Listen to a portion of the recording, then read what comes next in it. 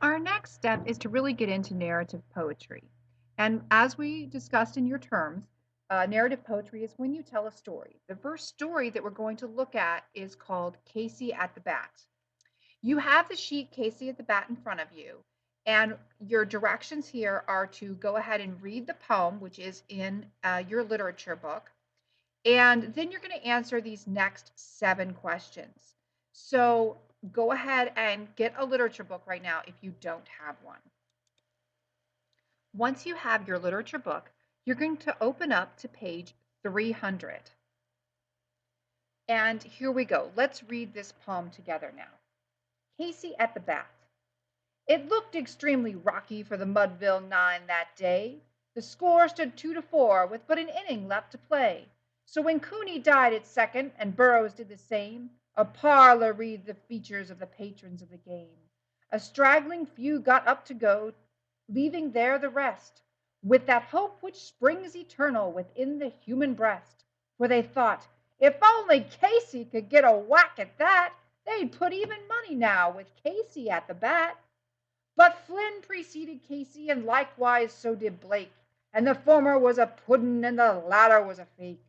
So on that stricken multitude a death-like silence sat, for there seemed but little chance of Casey's getting to the bat.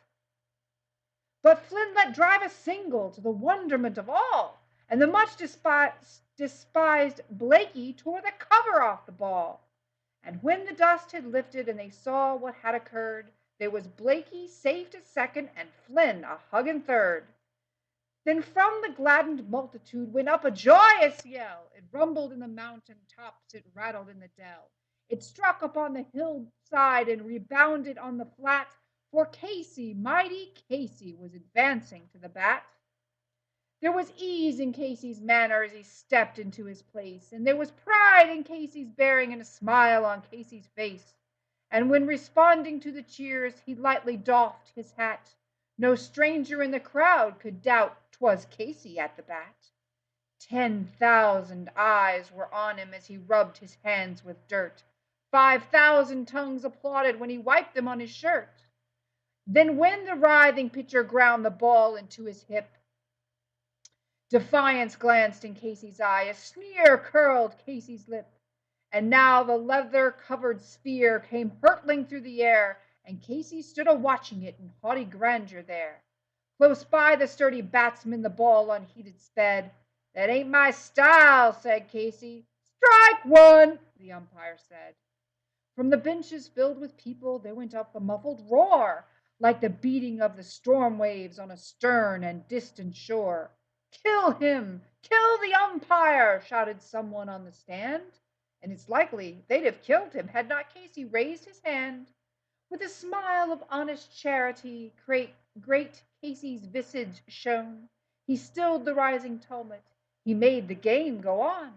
He signaled to the pitcher, and once more the spheroid flew.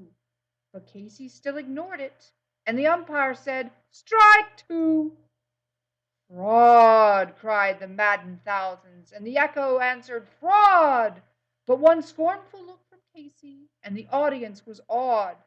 They saw his face grow stern and cold, they saw his muscles strain, and they knew that Casey wouldn't let the ball go by again. The sneer is gone from Casey's lips, his teeth are clenched in hate. He pounds with cruel vengeance his bat upon the plate. And now the pitcher holds the ball, and now he lets it go, and now the air is shattered by the force of Casey's blow. Oh, somewhere in this favored land the sun is shining bright. The band is playing somewhere, and somewhere hearts are light.